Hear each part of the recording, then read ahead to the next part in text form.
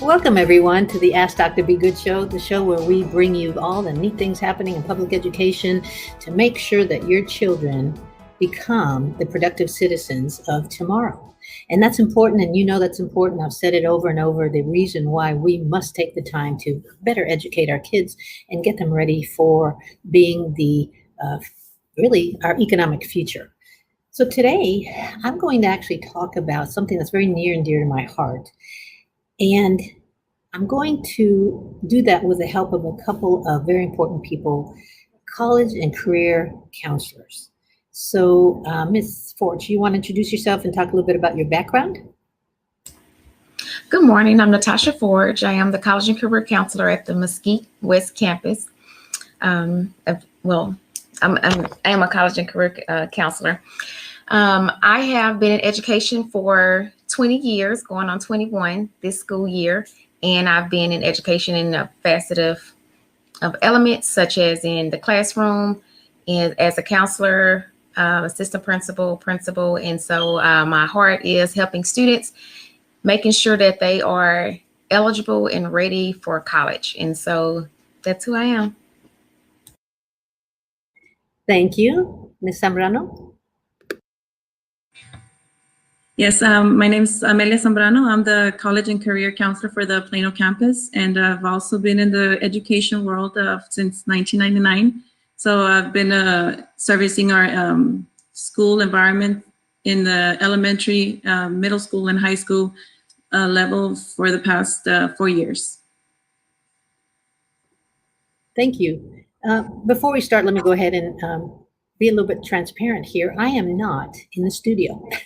I am actually in Puerto Rico in the business center of a hotel. And so you will see a different background. But again, we didn't want to miss a week. And we thought this message was so important that we're going ahead and forging forward to get this podcast done. And so I wish actually that I could have put it so that you could see the scenery. The scenery in Puerto Rico is terrific. And the reason I'm here is not on vacation. I am here recruiting bilingual teachers. I come here at least twice a year, and that's another podcast on how we recruit bilingual teachers and Spanish teachers. We never have enough of them, unfortunately, so we come to Puerto Rico, and we're very fortunate to find quality personnel here. But let's get on with today's show. First, let me mention that it is really important for parents to understand the alignment between the elementary, middle, and high school grades when it comes to preparing kids for their college or vocational school or military future.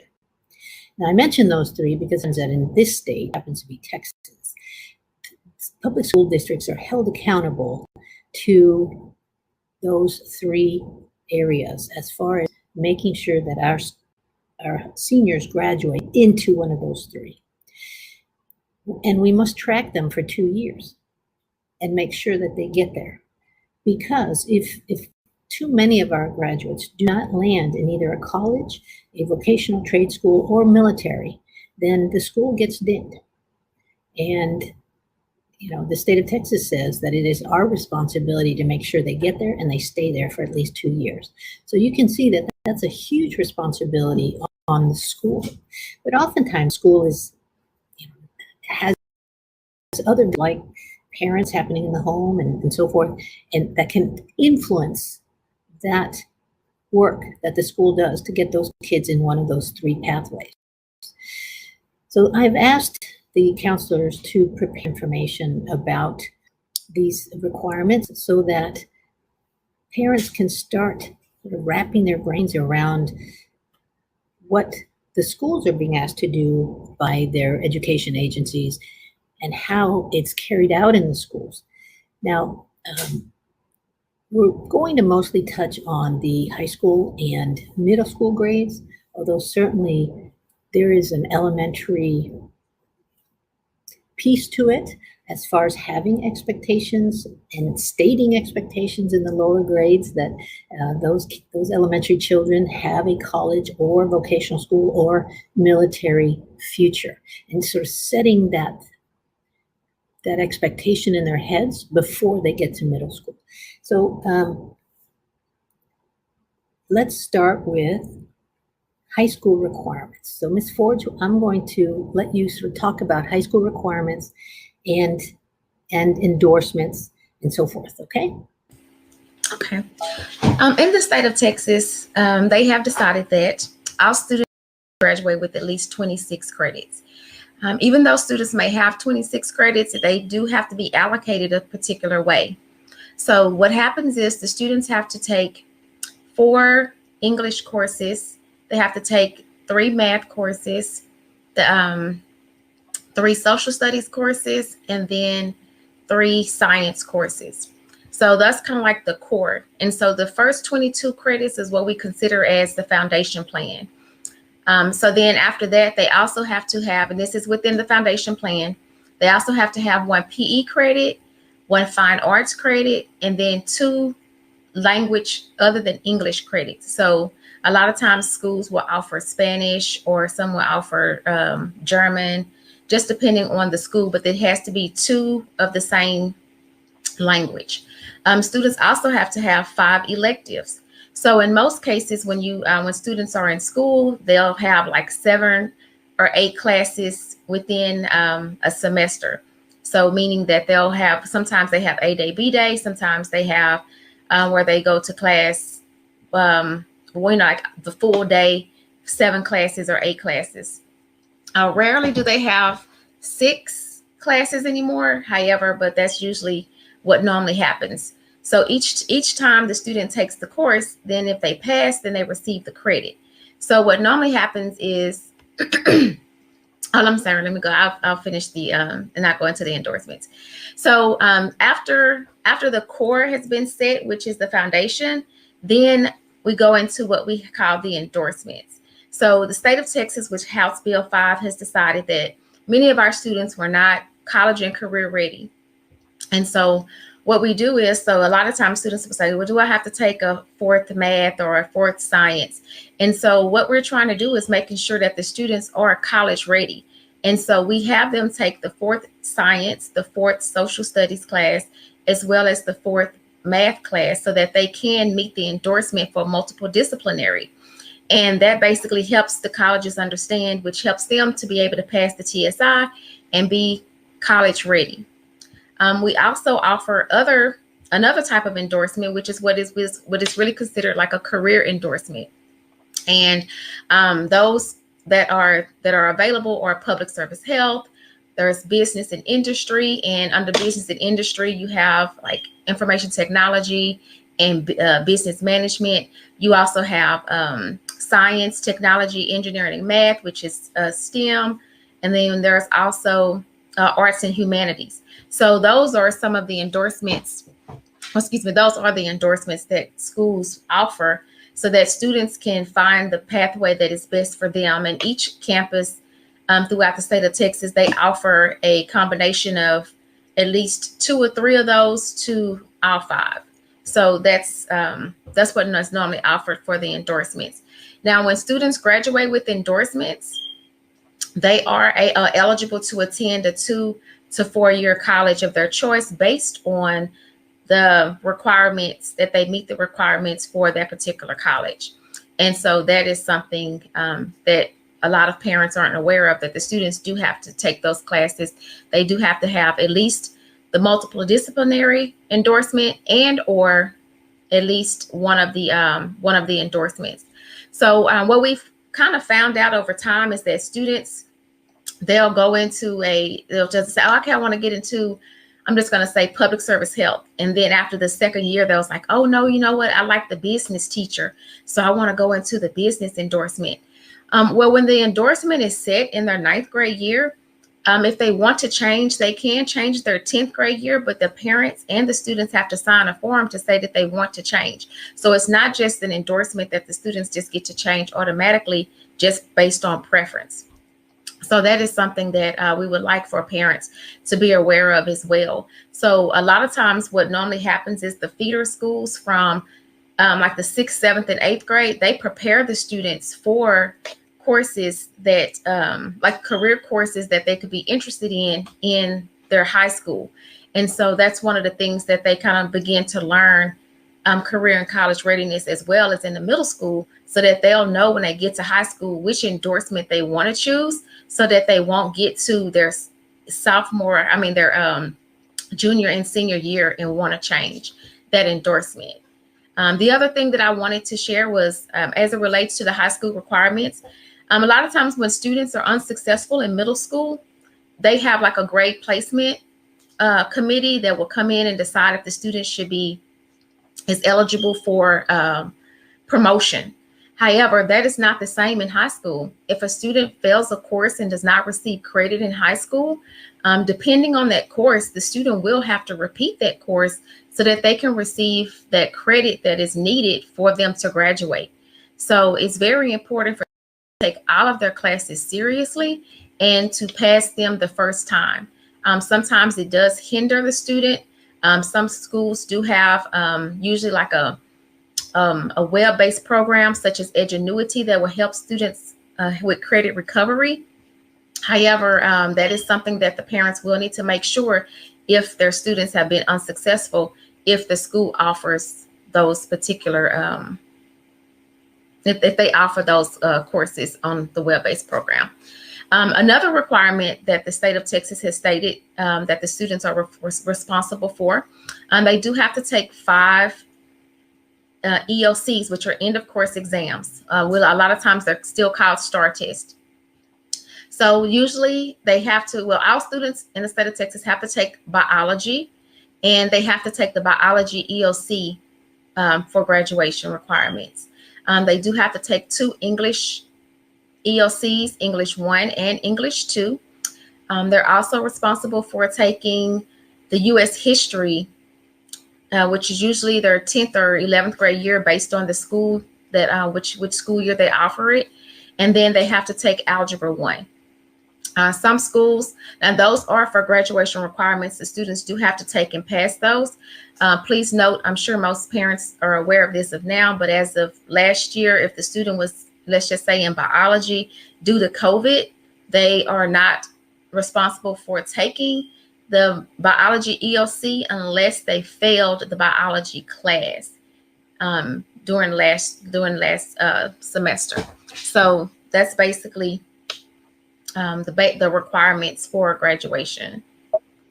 So made me think of a lot of questions. First of all, let me make the comment that when I graduated from high school in 1975, there were only 21 credits that were needed to graduate. So you see that the expectation level continues to increase over the decades. The other is that what parents need to understand, and this is not a Texas thing, this happens in many states, is that high school has become a mini college, in the sense of, in middle school, kids are given an overview course or 2 of what endorsements their high school offers. And the kids are then prepared to know that those are the endorsements that are coming up in their high school. Because I don't think there's any high school that can offer every single endorsement. It would take too many staff, too many courses. It would be too complicated. And so all high schools have to limit the amount of endorsements they offer. And so this is why it's so important that parents really understand this. This puts a huge responsibility on the parents, because if they choose to move in the middle of their high school year, and their kids let's say they're wanting to move at the end of 10th grade, it's my understanding, and this is where you guys get to correct me if I'm wrong, that a parent looking for another high school in wherever they're wanting to move to should try to find one with the endorsements being that their child has been in the last 2 years. Because if they don't do that and they go to a high school with completely different endorsements, then for that child to be able to graduate on time, that child must make up for any pathway courses to that endorsement that were given in 9th and 10th grade. Am I right on that? To a degree, yes, but that's where the multiple disciplinary endorsement falls into place. As long as we can make sure that the student graduates with 4 English, 4 math, 4 science, and 4 social studies courses, then they don't have to graduate with the what we would consider the career endorsement. So a lot of schools, they set it up to where students graduate with both both endorsements, multiple disciplinary and career, so that if they have to have one to fall back on, they can. But if a student is in a particular pathway, then yes, the parents do want to find a school that is going to help with that student's pathway, because with the pathways, we have what we call industry certifications. So it's as if a student goes to a community college and they take, instead of getting an associate's degree, they receive a certificate, say, let's just say vet tech certificate. So if they're in a particular pathway and they can, if they set up, if the school is set up for the industry certification and the parent takes the student from this one school that has business management to another school that has business management, and they're both aligned to have the business certification, then the student can leave and graduate with the business certification, which is almost comparable to their associate's degree. So then they can go into the workforce with that certificate. And so that's one of the things that is usually taking place now. Many schools are offering certification, those industry certifications in different areas, such as business, as well as in business and IT. I'm sorry. So you're making me remember that you're right. The state of Texas has given kids the opportunity to graduate with a certificate where they can then work part-time while going through vocational school in that interest area or college. And because they have that certificate, they can work full-time and earn money while going to college or going to the vocational school. Is that correct? That is correct. So you see, parents, why this is so important for you to know. And we do, most high schools give college readiness information nights. They encourage parents to attend the virtual fairs with their kids, the college fairs. And yet, based on my own experience with our parents, I'm not seeing the understanding of the importance to do this. And so this is an opportunity to inform all of America, if we can get the message across, of the importance of making sure that you're attending the nights that counselors have that have to do with the career paths for your students. It's so important. Can you talk a little bit before we go to Ms. Zambrano on the military piece? It used to be back at least 2 or 3 decades ago that the military piece was not a part of high school, but it is now. Can you talk a little bit about that, please? Yes.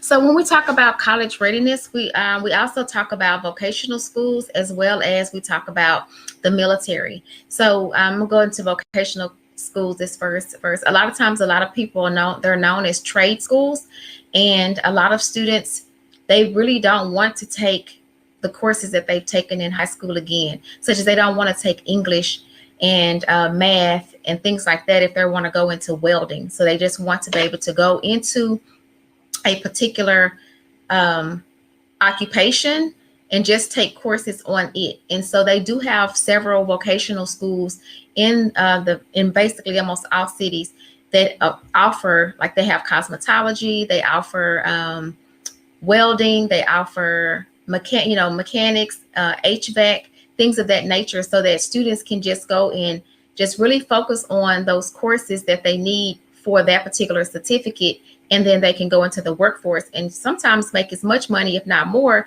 than someone who has gone to a 4-year college or university, just based on the industry. When it comes down to military readiness, we want our students to be able to do something when they leave high school. So we want them to either go into vocational school, 2-year college, or 4-year college or university. And if they don't choose those, then we do want them to go into the military. Now, one of the things is, a lot of times students feel like, well, I don't want to go to the Army because I don't want to go into war. But there's other branches that students can actually go into.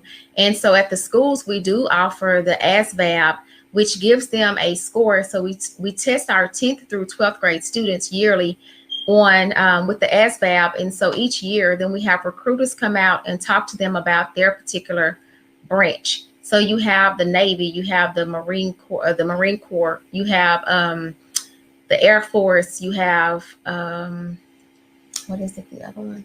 The Coast Guard. Of course, you have the Army and the Navy. So the students are able to, at that point, talk with the recruiter to see if they're even interested. And they, of course, tell them about the boot camp that they have. They talk to them about the pay. They talk to them about, like the travel and things of that nature. And they even talk to them about how they can attend college, and they don't even have to service at that particular time that they're in college, because they would have served for a moment, and at that point, whenever they're ready to go to college and it's set up at that time, then they just go to college. They still get paid like they were working a job, working with the military branch. So it's like so many different positive things that comes from it, and it doesn't always mean that you have to go to war. But a lot of times, a lot of parents and students only focus on the Army. So as recruiters come out, just know that there are other branches. Even the Army Reserve. With the Army Reserve, the students can still get paid and only spend a weekend or a month and go out, and they can still have some of the same benefits that they would have if they were in the Army or the one of the military branches full time. Thank you. Yes, I have a son-in-law who's active Army, and it's always a balance. They have to move every 3 years, but now we get to explore the new places where, for example, my daughter-in-law is moving in December from Georgia, which I bet my husband and I have been there 10 times in the last 3 years, and we've explored places with them. We've gotten to know Georgia, beautiful place there. Now we're going to go to Kentucky. They're going to Kentucky and Fort Knox. And gosh, we all know that Fort Knox is a cool place to visit. There's some other areas there that are interesting. Each state has their own interesting things to explore. And so we get to do that. And so the Army life is balanced by also having great benefits. And I know my son-in-law is currently going through college as he's in the Army, and will come out with a college degree. And then he also has some credit left over to serve his kids to go to college. So there's all sorts of benefits to also choosing a military career. So thank you very much for that, Ms. Forge. Well said.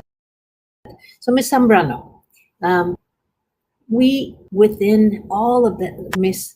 Forge talked about, we also have the opportunity to start college in high school.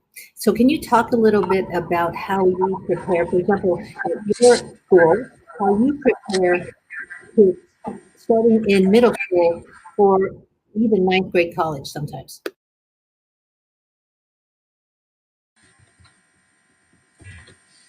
Yes, so beginning in ninth grade, what's being offered is the dual credit. And basically, what is dual credit? It is earning high school and college credit simultaneously, so in one sit, in one class. And the benefits of being a dual college credit student is, of course, getting or obtaining or taking courses that are counting towards a high school credit. And at the same time, while they're getting high school support, they'll be getting educational support from the college they're attending. And they are actually beginning to start earning or getting their credits from a college transcript. So they're beginning to experience a college environment and rigor courses while they're being in the high school level. And dual credit can be transferable to actually most of the public four-year college universities in the state of Texas. But basically, at this time, when the students are being offered the dual credit in the ninth grade level, they have to kind of juggle with to see if the dual credit is right for them. So per se, they need to understand the importance of attending, the importance of having a good time management, learning about the maturity of the subjects, the subject matters, and the classroom environment, and of course, getting to know their course syllabus that it's offering at the college level. And unlike high school, that we follow the FERPA, the Family Education Rights of Privacy Act, in the college level, what they follow is a HIPAA, the HIPAA law. So this is a federal state law that ensures privacy of the student records. Students, the college cannot provide or share grades with or any course schedules, test scores, or any of that information to the parents. So students need to be aware that, this is a great opportunity for them to learn that, they are become more responsible at the college level. There is an enrollment process. First, they meet with the high school counselor, and there is a permission with the college where they start applying, and they remove holes. They register for the classes and then pay for their classes. So in the public school arena, the public school pays for the classes. How does that work? Say that again? In the public school arena, the public school pays for the classes. So how does that work?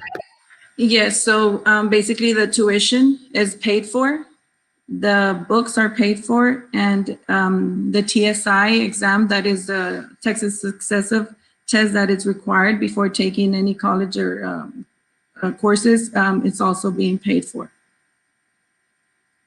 Can you talk a little bit about that TSI, and when does the TSI start being prepared for? Yeah, so the TSI this time during the COVID was waived, but they are still required to take the TSI. And it's designed to measure college and readiness in the areas of reading, writing, and mathematics. So it is used to for the course placement of the student.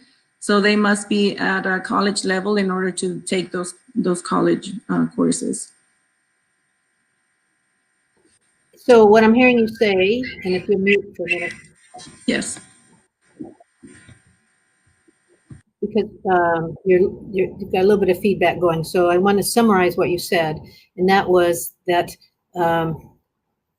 we're able to offer the dual credit to our students as early as 9th grade for those schools that are prepared to do that. Most schools start in 11th grade, but there are some college readiness public schools that start in 9th grade.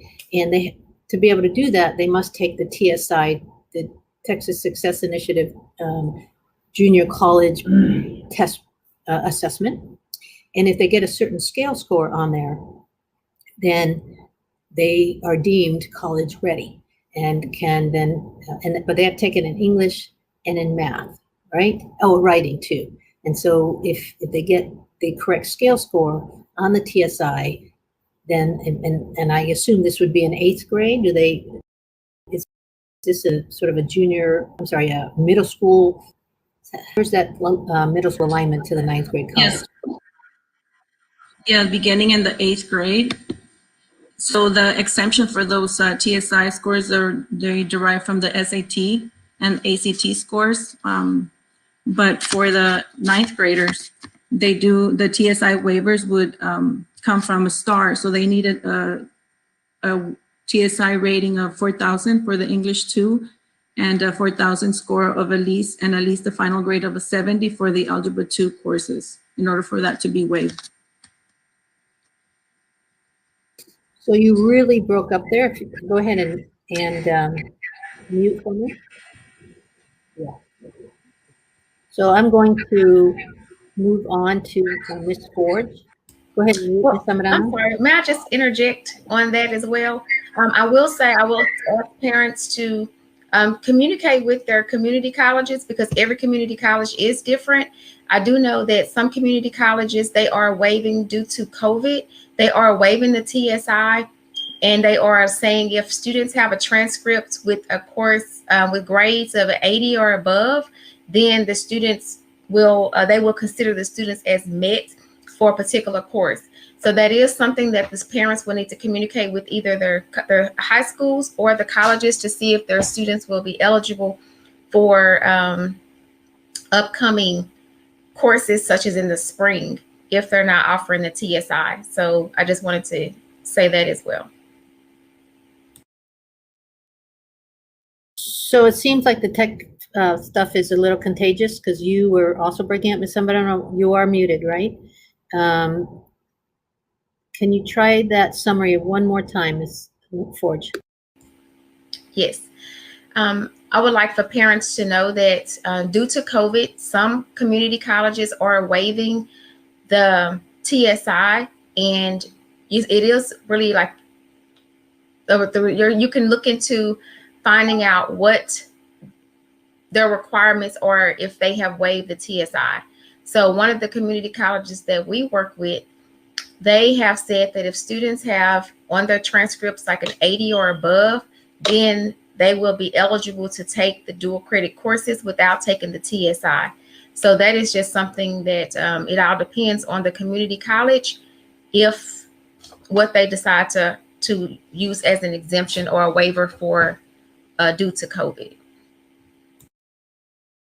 So thank you. You make a good point, and let me summarize that by saying that parents across the country really should be making sure they are asking their college, whether middle school or high school campus, more information about preparing the for dual credit and how soon they can start the dual credit. Let me also mention something that I seem to see as a pattern going on across the country, and that is that AP classes are starting to be replaced more and more by dual credit classes. And my understanding is that the reason for that is because there's two disadvantages to the AP classes, which actually a lot of families value because they don't understand how things change over time, right? And so the AP classes have a curriculum, which is a college curriculum, but then they have a test at the end of the course. And if the child doesn't make a 3 or a 4 on that test, it doesn't count for college credit. So that's number one issue. Number two is less and less colleges are now accepting AP credit courses, even if the child scored a 3 or a 4. And so what we're finding is that dual classes tend to be valued more by the colleges and have a higher chance of being accepted because the child actually took a college class. They registered at the college, they took the college class with the adjunct professor, and they fulfilled the curriculum of that college course. So they actually have a college course transcript when they're done with college with dual credit, as opposed to an AP class, which rests on that test, and then that test may or may not be accepted by the university. So more and more high schools are moving away from AP and doing dual credit. Is that correct? That's correct. And we did bring another thought to what Ms. Zambriano had said earlier. When students, when they're deciding which college they want to attend, if they want to attend a college that is outside of the state of Texas, then it is their responsibility to check with their college to see if the community college that they want to take dual credit with, if they're going to accept their credits. So we have found that some students have taken so many dual credit courses, but then they'll go to a college outside of Texas, and then that college will say, we're not going to accept those credits from that community college. So it is rare, but it does happen. So that's something that you want to look into. The dual credit program is very beneficial to students. However, it is very beneficial to students who are planning on attending schools in Texas. Outside of Texas, you will want to make sure that that the classes are aligned, and that the students is not just taking dual credit. Another factor is that many schools do offer dual credit that is free to the students, as well as the schools may pay for their textbooks, but not all schools pay for the dual credit. Some schools, the parents do have to pay for their students to take the dual credit courses. So if you are in a district that the dual credit courses are on a scholarship, or the school pays for it, then you have a winner. Thank you for that reminder. You reminded me, I know that in our district, we had a student who not only got 60 plus hours of college, and she was a top student, she was our valedictorian, and she, because of her effort in getting so many dual credit courses, because she did them outside of school, she did them during the summer and so forth, Johns Hopkins University picked her up and gave her almost a full scholarship. I think she has to pay $5,000 a year. But here's the deal. They didn't accept a single one of her credits because, and they don't for anybody, they liked her go-getterness. She got picked with almost a full ride because of her go-getterness, but they did not accept any of her credits because they wanted her to take their courses the Johns Hopkins way. And so, you know, it's one of those, I guess it ends up being a win-win because now she is getting her university work towards what she wants. She wants to be a researcher and a medical researcher. And so we're better than Johns Hopkins, even though she's in essence starting over, but look where she is, right? So being informed and knowing options, parents, this is huge. And I hope that you're just absorbing all of this as and leaving you with wanting to know more about what goes on at your child's middle school and high school. All right, Ms. Zambrano, we're going to take a chance on you again and see if you can talk to us a little bit about those middle school years. What should the middle school parents be doing to get themselves, their family, their child into that college readiness, military school mentality?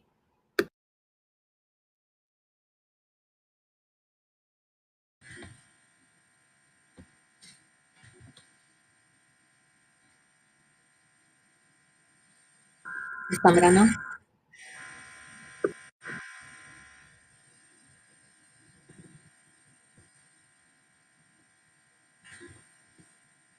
Ms. Zambrano, can you hear me?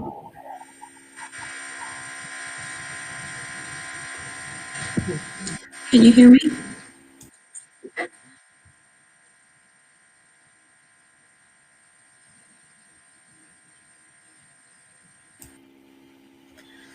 Well, I'll just say for middle school, what parents should be asking their Wait, I need Ms. Zambrano. okay. What parents should be asking is basically, you know, like what courses are their students? Ms. Zambrano, can you mute, please?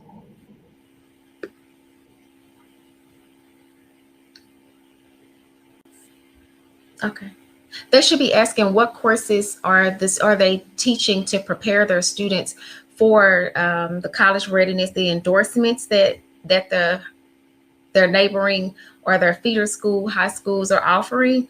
They should also ask them if they have like honors classes, things of that nature, just wanting to make sure that their students are receiving the best education as possible to get them prepared for high school, which of course will also help them to prepare for their career after they leave high school. So those are some of the questions that they should be asking their middle schools. But I don't know if Ms. Zambrano can also add to that now.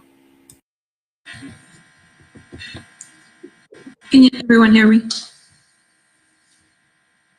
So yeah, so just basically to be positive and help their teens or the scholars build self-confidence to see themselves successful in their future by helping them select courses that will help them prepare for them for an occupation of their choice, and always encouraging them to plan, whether it's it's a career, that a technical education, a community college, or even like Miss Forge had mentioned, jobs in the future that require like the military or any other occupation.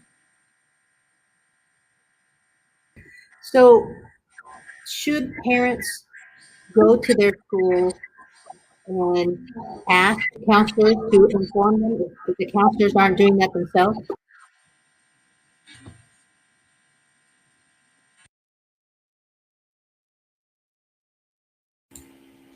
Yes, they should. They should be in contact with their students' counselor. They can also speak with the director just to kind of see what programs they offer. When they are enrolling their students, this would be a great time to ask as they are enrolling as well, things of that nature, so that they can, begin to just learn the makeup and the setup of the school, so that they can make sure that they have their children in the best environment. And, schools mean well, they do, but they get self-righteously busy so many times in high schools, middle schools. The student load on counselors can be so heavy. Plus, in many districts, unfortunately, the counselors are also the testing coordinators, right? One would hope that in today's day and age that wasn't the case, but unfortunately, unless you guys can tell me that doesn't happen anymore from your other counselor friends, I think it still does, right? That they're not only handling high school readiness for college and career and military, but they're also handling all the testing. And goodness knows we test too much. And so they have divided loyalties, unfortunately. They want to do good testing. They want to do good things for their roster, for their kids. But this is one of those cases where, unfortunately, the parent has to become the advocate for the child. The parent must be the squeaky wheel to go to the counselor and say, I need to know what is coming up. I need to know where my child is headed into high school. And you need to have an information night on this, or at least a personal meeting with me. And then maybe involve the principal of the school as well. What do you think, ladies? That would be great, but a lot of times the schools also have, when parents are researching different schools, the schools also have it on their website. Usually, not necessarily all the courses that they offer, but what they're doing to help with college readiness. It also explains the endorsements, the different in some cases it may offer the courses that they offer, but usually they can also call. This is like usually in the enrollment process, they can also call the school, and the people in the front office, they can also help with letting them know kind of like what courses they offer for career and college readiness, to make sure that their children will be able to receive the knowledge and skills that they need for high school, and then of course communicate with the high school to see that they are aligned. One of the things that I need parents to be looking for in 8th grade is the choice sheet. Ms. Zambrano, maybe you can talk to us about the choice sheet. Let's see if you're yeah. So basically, yes, basically in 8th grade, what we meet with each scholar, whether it's whole group, individually, or we meet with the parents as well, just to help them understand what are the choices for the 9th grade level, which they're going to start earning their of course their high school credit. And that's when they decide to choose their endorsement or their career pathway, whether it's in the health, the IT, or the business. And that way they get a better feel for what their 4-year plan will look like by the end of their high school, or by the time they graduate. And that's where, that's the sciences we explain to them, the 4 science, the 4 math, the 4 history classes that they need to be taking. And of course, offer them the dual credit portion. And that way they also get to know what score they need for their end of course assessments. Because as Ms. Forge mentioned, it's also required. So one of the big alerts for parents is 8th grade. 8th grade is when they start choosing, usually in around February-ish, maybe early March, they start choosing the courses and the endorsements that they will be having for next year, for the 9th grade year. They also start prepping for the TSI, which they will take before the end of the school year, so that they have that score ready and are able to pick the dual credit class for 9th grade if they're going to start it that early. And so 8th grade is a pivotal year that parents should have already been talked to about. But if they're not, if you have a counselor or counselors at your middle school that have not gotten in touch with you, you need to be proactive, and you need to be the one knocking on that door so that you can make sure your child understands fully what's being offered. And go ahead. Right, and usually at that time, we explain to our scholars that it's a great opportunity to start taking them early, because I've met with other scholars that they're already in the junior year and they were not too aware of, the dual credit, and usually students can graduate like close to an associate's degree by the time they graduate high school. So taking full advantage of the dual credit will definitely be, beneficial for them to get ahead of themselves in the future. Thank you. Yes, it's. I just wanted to say I'm happy that Ms. Zambriano said that. And what parents will also need to research is dual credit, high schools that offer dual credit compared to high schools that offer early college. So many of the early colleges, they actually have it set up to where students can receive their associate's degree, whereas dual credit high schools, it's not set up for students to receive their associate's degree, but it is set up for them to take dual credit courses to where they can get closer to receiving their associate's degree, or maybe even receiving it, but it's not as solidified as early college and receiving the associate's degree. So I'm happy Ms. Zambriano said that. And some families even take advantage of the summers to do concurrent courses, and you know how in the summer they're much faster, they go quicker, and they can get ahead of themselves by taking them during the summer as well. You're right, ladies. You bring up a good point.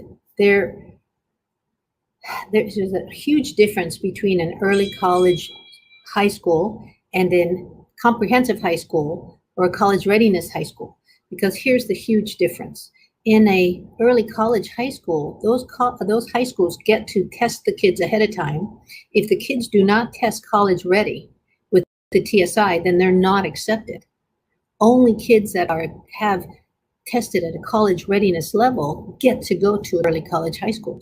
Whereas in your comprehensive high schools and your college readiness high schools, like mine, for example, I have 2 of them, we have to accept every child that comes to us and work with them as hard as we can to offer them enough instruction so that they do score well on the TSI and can take advantage of the college, of the dual credit courses that we offer.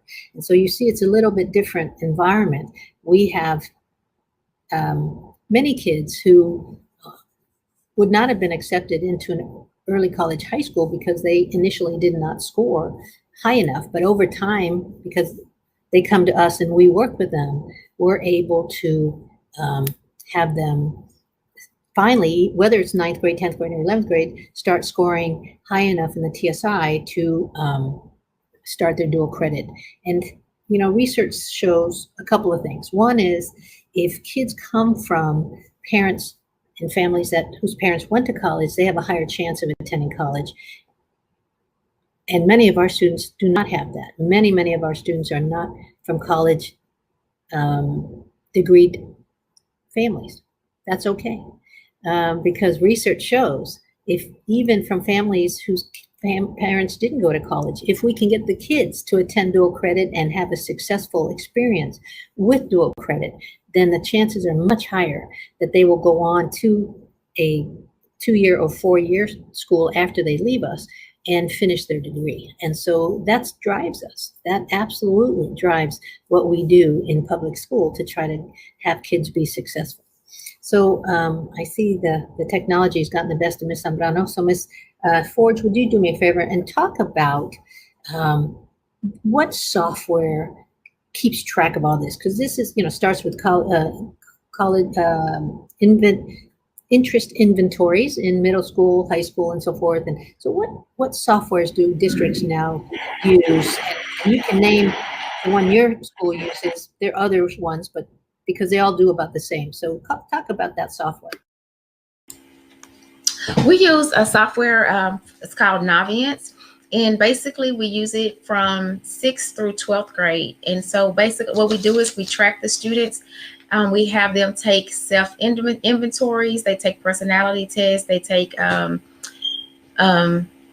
different types of tests to see, like career building tests. They take just various interest building things so that we can begin, so that they themselves can begin to see what types of jobs based on their personality and based on their interest that they would be, they would be well suited for. One of the things that we found is that, whatever they may have done in 6th grade, that it may have changed by the time they're in 10th grade.